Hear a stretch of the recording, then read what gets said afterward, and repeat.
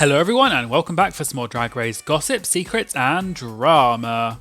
So I'm back for another Have Your Say video, and this video is for All Stars 9 episode 3. So today we're going to be recapping the episode, going through the results of the Have Your Say poll, and I'll be talking about some drama involving Kim Chi clapping back at Eureka's comments and telling her side of the story. And there's also some tea that is vaguely related to this week's episode, which is about Trinity the Tuck's fight with Gia Gunn on All Stars 4. All that and more coming up in today's video, so let's get started. Okay, so let's start by recapping the episode, and because there's a lot to get through this week, I'm going to try and get through it as quickly as possible. So the queens come back into the workroom, and when Angeria comes back in, because she got cut by Gottmik, who won last week's episode, Angeria kind of pretends to be annoyed, but she actually isn't. We then see when the queens are de-dragging, Chanel and Nina find out that they both want to do the same character of Liberace for the Snatch Game. So the queens come back into the workroom and we find out that, ironically, Snatch Game is happening this episode. And we find out that it's going to be the typical All-Stars format of Snatch Game of Love, which personally I actually prefer regular Snatch Game over Snatch Game of Love. I think perhaps it's good to switch things up, but I just find that separating the queens into two different groups limits the amount of interaction they have. The queens do the walkthroughs with Ru, and they also talk about their characters, and we find out that Nina and Chanel are both going to do Liberace for the Snatch Game. And this is interesting because typically when this sort of thing happens, one of the queens will usually give up and do a different character. I believe this is the first time, at least on the US version, that two people have done the same character. And I think this is okay for this instance because it's the Snatch Game of Love, so they're in two separate groups. But it would have been quite interesting to see the two Liberaces interact in the same group.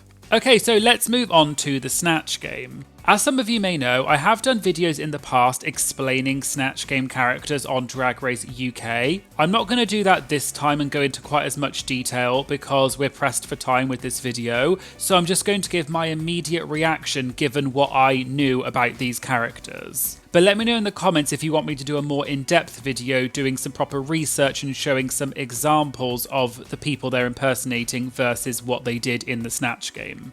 Okay, so let's start with the first group, which was Angeria, Roxy, Chanel, and Georges. So let's start with Angeria, and she was doing Marla Gibbs, who is an actress and singer. I'll be honest, I don't know much about Marla Gibbs. I know the name, but I don't know a huge amount about her, so I was just kind of going off what Angeria was doing. I thought Angeria was really funny. Angeria is a clearly very, very funny person naturally. I thought she rallied back and forth with Ru really well, but I also thought she brought a lot of jokes. There was the bit where she brought out the pie from the bag, but I also thought she had a lot of comebacks. For everything RuPaul threw at her, she had something to come back with. Roxy did Tasha Salad, which is a character that she did on season 5, and she also did it again on All Stars 2. I can see why this might be something that Roxy thought would do well because it did well on Drag Race previously. I think I would have liked to have seen her do something a little bit different. The voice was funny and that's obviously the main part of it, and there were some jokes about salad and salad dressing. But overall, it was an okay performance, but nothing particularly memorable. Then we had Chanel as Liberace number 1.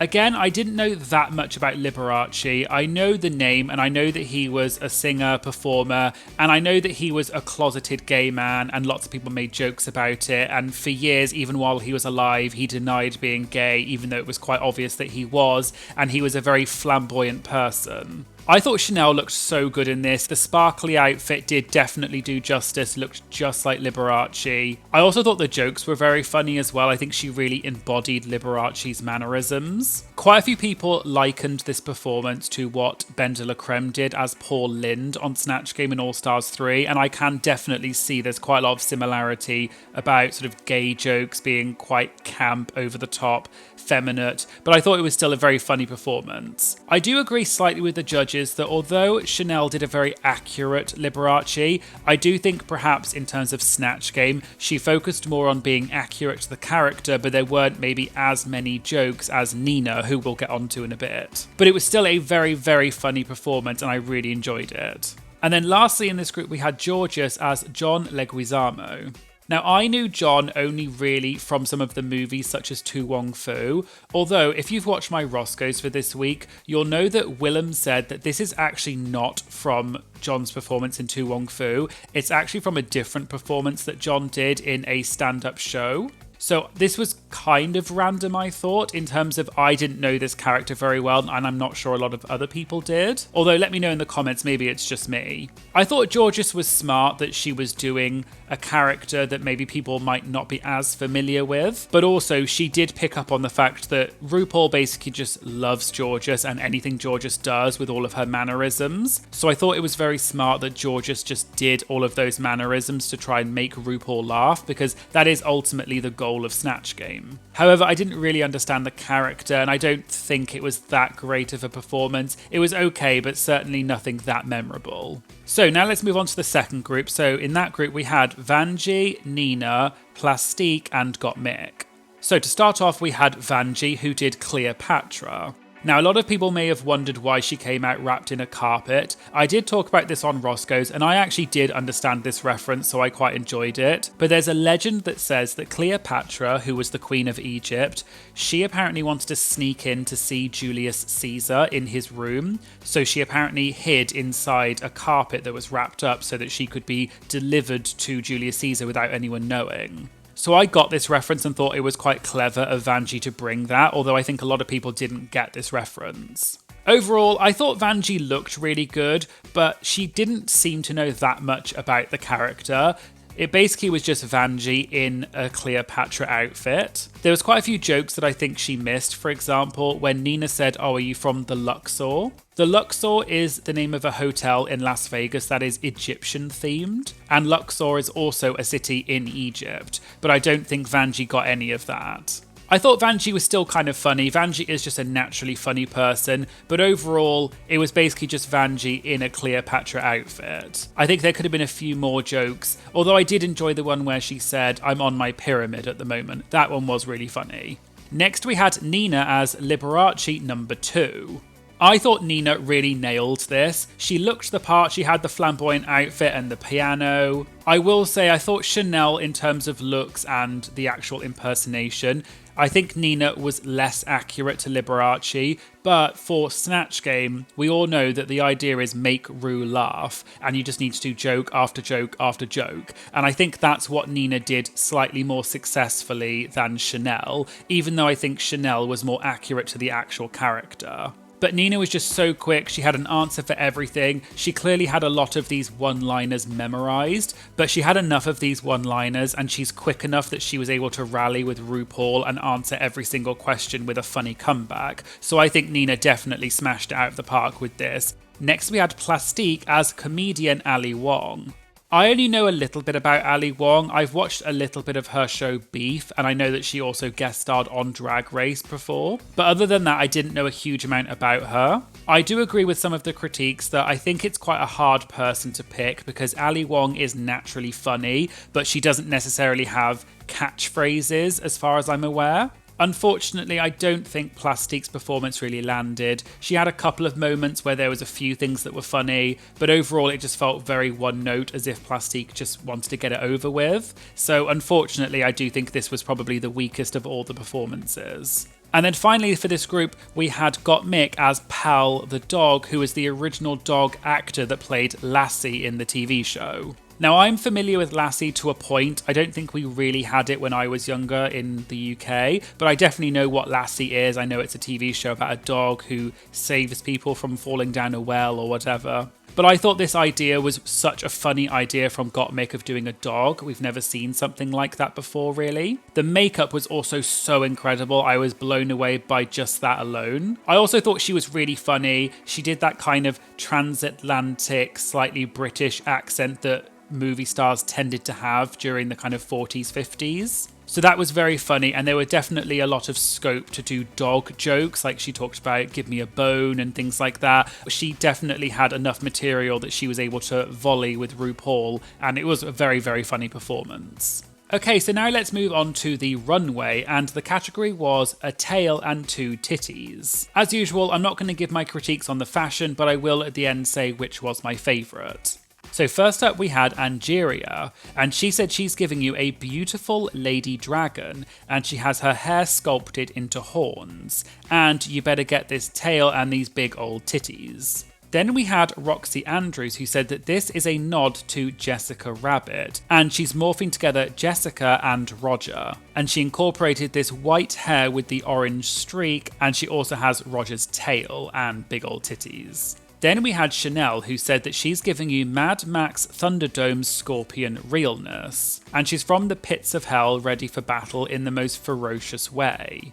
Next we had Georges, who said she's serving Beverly Hills Chihuahua, and this puppy is definitely best in show, and Georges said she's been called a Chihuahua in the past, and although they may be small, they do bite at your ankles. Then we had Vanjie, who said she's giving a little futuristic scorpion pop star diva from space, and the tail and jacket have LED iridescent lights in it. Then we had Nina West, who said that her tail and two titties is inspired by the tail of a comet. And she's got two giant planet breasts, and then when she turns around you get sucked in by a black hole. Then we had Plastique Tiara, and she said she's doing Kitsune, which is a 9-tailed fox demon, and it's an iconic figure in the Asian community. And she's also a sex symbol who is alluring to men and then steals their souls. Then finally we had Gottmik, who said that she's been wanting to do this look for a long time because top surgery changed her life. And she moulded her arms and they're wrapping around her with scalpels with Swarovski crystal blood. And then she has 2 Swarovski crystal tits in a bag. Overall, I thought the looks this week were all amazing. I thought each of them was so good. My favourite overall was probably Plastique Tiara. I just thought the outfit was so well made. It looked beautiful. Her hair looked so good. And I thought it was really cool that she was doing this reference to Kitsune. But to me, Gottmik was definitely a strong contender. It was a beautiful look, very powerful message. And those arms alone that she's moulded looked so good and so realistic. I was blown away by the artistry behind it. So we find out that the top 2 for this week are Nina West and Gottmik. So Nina and Gottmik then do a performance of Banana by Anita. And I'll talk about this lip sync a bit more when we get to the comments. But Gottmik is announced as the winner of the lip sync. And Gottmik uses the ruby snippers to snip Georges. Okay, so now let's move on to the result of the Have Your Say poll, where you get to vote on whether you agree with the outcome of the episode. So question 1 was, who did the best in Snatch Game? So in first place we had Nina West with 42%, then we had Gottmik with 31%, and then we had Angeria with 21.9%. And I do definitely agree. I think Nina was definitely the top for me. I thought she was just so funny. And although her performance, as I said, was maybe not quite as accurate to Liberace, there were just so many jokes and it was very funny. I also think that Chanel maybe should have been a slightly higher than with just 4.1% because she was in 4th position in this vote. So I do somewhat agree that I think Nina, Gottmik, Angeria and Chanel were the top 4, but I'm not sure I 100% agree with these proportions. Question 2 was who had the best runway look? And with the vast majority we had Gottmik with 42.8%. And as I said, Gottmik's outfit was incredible. It was so detailed and so beautiful. I can see why she was number 1. And then in second place we had Plastique with 31%. Question 3 was, do you agree with the top 2? And we had 60.3% for yes and 39.7% for no. So the majority did vote for yes, but it was actually quite close. And so looking at the results, I assume maybe people are saying no because they felt like Angeria should have been in the top instead of Gottmik, perhaps. Or there were quite a lot of comments, which we'll get onto in a minute, saying that they thought Chanel should have been in the top, so maybe that's another reason why people voted no. Question 4 was who won the lip sync, and we had a vast majority of 86.8% for Gottmik and 13.2% for Nina West. And I think this was pretty clear cut. Although I don't think it was necessarily the best performance from either of them, I think Nina's reveals were okay, but it just got maybe a tiny bit messy, and it also was just not the right song for that type of thing. So if I was Nina, I probably just wouldn't have done the reveals and I would have saved that for a different time. And I think Gottmik did definitely embody the song and she looked beautiful during the performance. Question 5 was who would you cut/snip?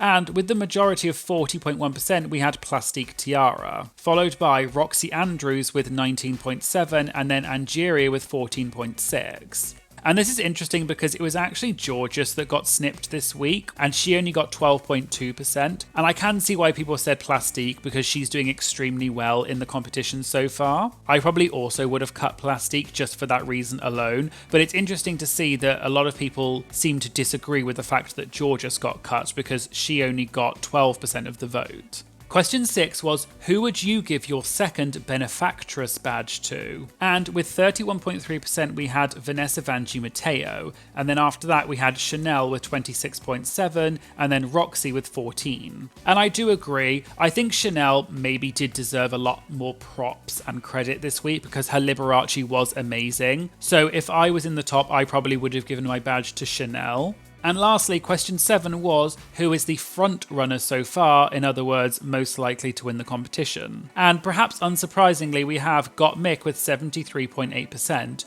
followed by Angeria with 13.2% and Plastique with 7.2%. And I assume this is because Gottmik has been doing so well in the competition so far. She hasn't really had a bad week at all. She's got amazing looks, and I think she's also proven that she's really funny as well. And she's also decent in the lip syncs as well. So I think this is very much going to be, Gottmik is going to be a huge frontrunner in this competition. But let me know in the comments who you think is going to win this season, and who do you think the top 2 are going to be in the finale.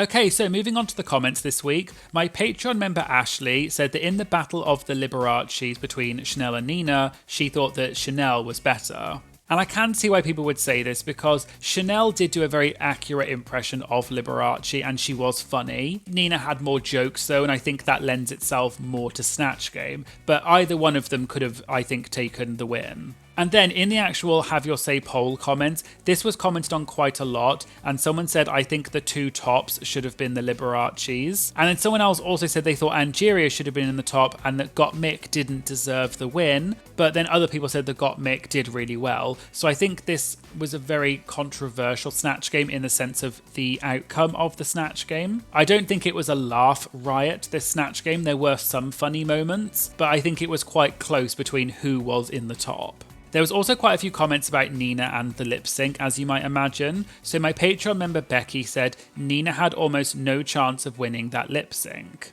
And someone else said that Nina's lip sync reveals were cute, but it was the wrong song for the comedy. And I do agree, as I said earlier, Nina probably should have waited and saved the reveals for a different lip sync song. This just wasn't quite the song. It was also just slightly messy that it was all on stage, which can potentially be a trip hazard, but also I think it just looked slightly messy that she had to keep looking for where the clasp on the outfit was each time she wanted to do the reveal. But overall, it's a fun performance and we're still talking about it, so ultimately you could argue that Nina did a good job. And then also someone mentioned, is Gottmik the first queen to win the ball and the Snatch Game twice? And yes, this is true, and I did do a fun fact about this on my Instagram. Okay, so we're now going to move on to some recent drama that involves Kim Chi clapping back at Eureka.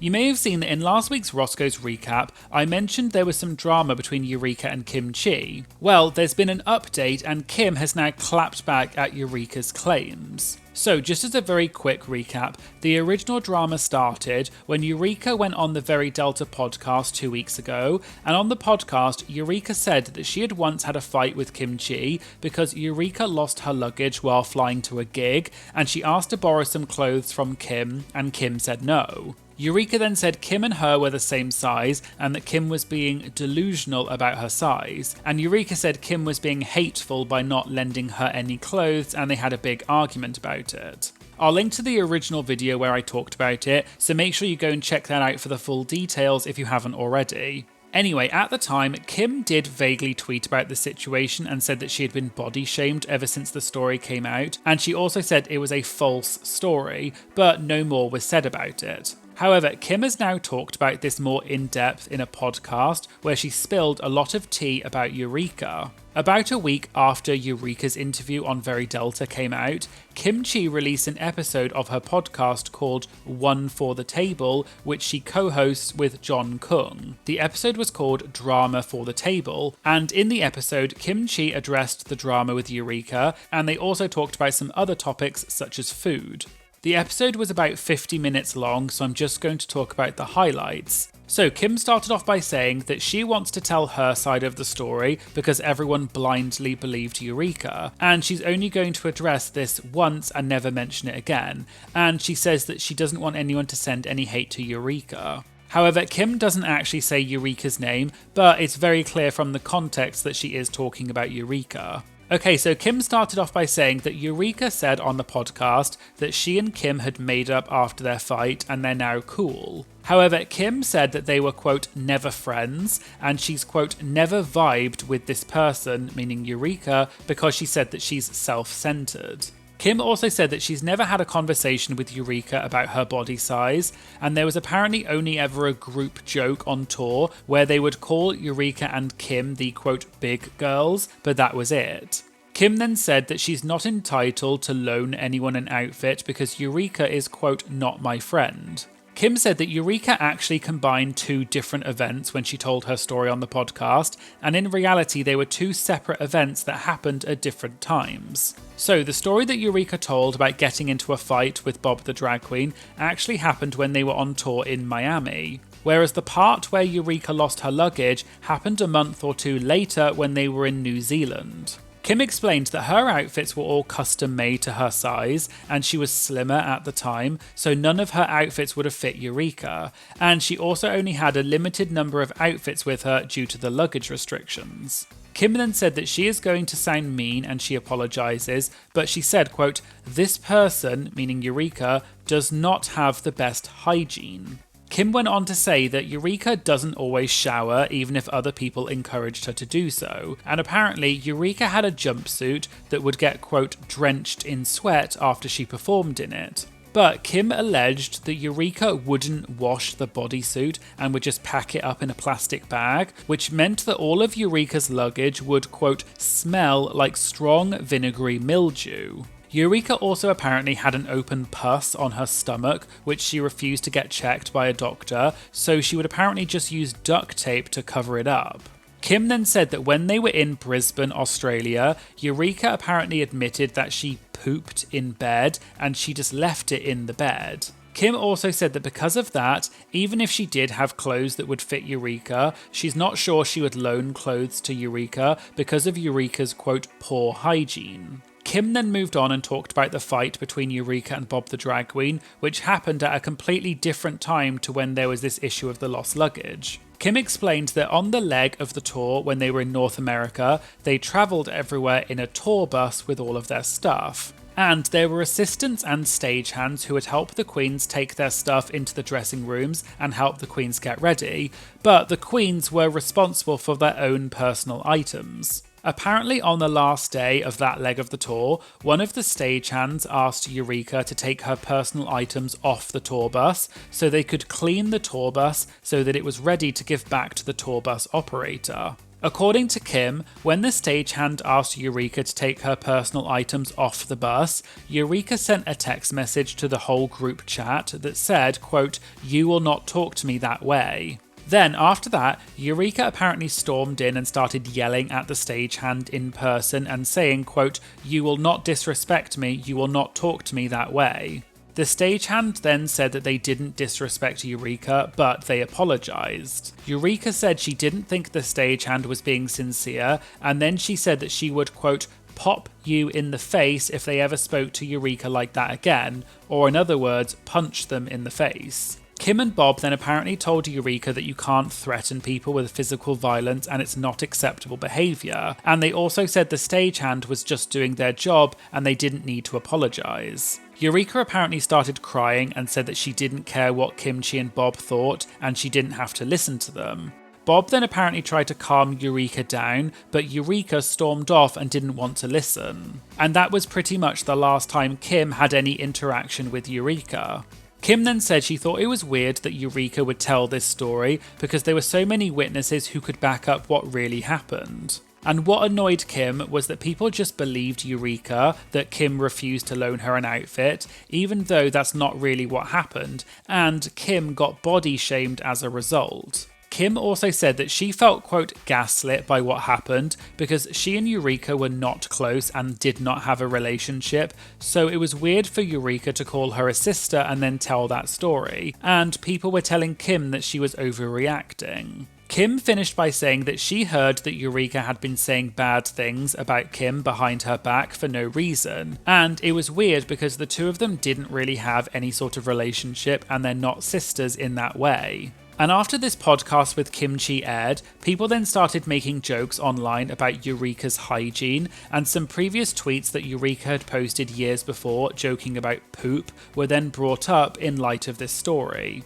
And some Drag Race queens commented on this. For example, Candy Muse tweeted saying, "Making jokes on the internet about someone's hygiene is a different type of evil."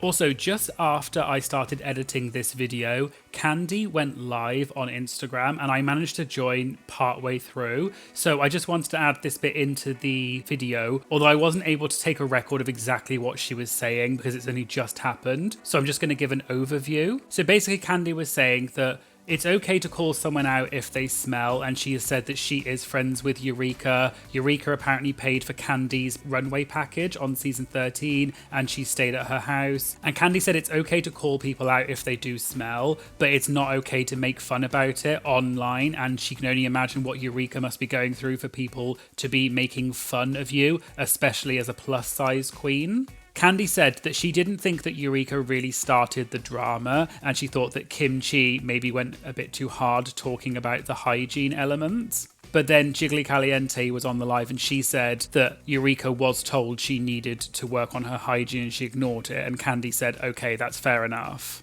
But in general, Candy was saying, regardless of that, it's never okay to joke about stuff like that. And if a queen were to take their own life because of all the hate they were getting, people would then preach mental health and talking about that. Whereas before that, it's just a free-for-all and everyone piles on the queens. And Candy said, you can talk about the queens and have your opinions, but you don't need to tag the queens in your posts online and then pile on them and make jokes about their hygiene. And just to make it clear, it's never okay to make jokes about something like this, and it's not nice, and that applies to everyone involved. So as always, please do not be hateful or mean and just enjoy this video passively. There was also another bit of interesting tea that was spilled this week involving Trinity the Tuck's argument with Gia Gunn on All Stars 4. And I'd like to say thank you to one of my TikTok followers, Mike, for bringing this to my attention. So Trinity appeared with Monet on the podcast Sibling Rivalry, and they were reviewing this week's episode of All Stars 9, and they mentioned that both Chanel and Nina wanted to do the same Snatch Game character. Monet said she'd seen online that people were blaming production, saying that they knew that Chanel and Nina wanted to do the same character and that they set them up. But Monet said in her experience from Drag Race, she never knew who anyone was going to do for Snatch Game until they got to set. And she thinks that it was a genuine moment between Chanel and Nina. But Trinity said she has a different take on it. Trinity mentioned that back on All Stars 4, she and Gia Gunn both wanted to do Caitlyn Jenner for the Snatch Game. Trinity said that she originally got an email from production saying that she couldn't do Caitlyn, but then a while later they came back to her and said that she can actually do Caitlyn. But they said that another queen also wanted to do Caitlyn and only one of them could do it, so she'd have to fight it out with the other queen when they got to set, but there could only be one Caitlyn. Then Trinity said when she got to set to start filming, she realised that Gia was the other queen who wanted to do Caitlyn. But even though Gia had brought the outfit for Caitlyn, Gia apparently said to Trinity straight away that she could do Caitlyn if she wanted, and Gia didn't put up a fight. However, Gia then said that they needed to, quote, put on a show for the cameras. So the whole interaction where Trinity and Gia had that argument and Gia said, quote, well, what you want to do isn't necessarily what you're gonna do. All of that interaction was totally set up and fake, and Trinity and Gia were just doing it for the cameras because Gia had already told Trinity off camera that she could do Caitlyn. And I thought this was really interesting tea because, as we know, reality TV is not real, but examples like this just show you how some iconic TV moments are totally fake but still entertaining. So there you go, there was the Have Your Say for All Stars 9 Episode 3. Let me know who you think was the best in the Snatch Game. And who do you think is going to win the season? Let me know in the comments. I'd also like to say a massive thank you to all of my Patreon members who are amazing and support me every month. In the You're a Winner Baby tier we have Alan, Anna, Ashley, Bailey, Emerald1508, Ethan, Josh, Kat, Lisa, PC Smush, Rachel, Rochelle, Sam, Shelby, Shara and William. And in the Shantae You Stay tier we have Amy, Becky, Brennan, Charlie, David, Emmy, Kerry, Linda and Stephen. Thank you so much for being part of my Patreon. I really appreciate it, and I really do love my Patreon community. You are all legends. If you liked this video, please remember to like and comment on the video to help tell the algorithm that this is a great video, and make sure you hit the subscribe button because it really does make such a big difference to my channel. Thank you for watching, and I hope you'll join me again in future videos. Thank you, bye!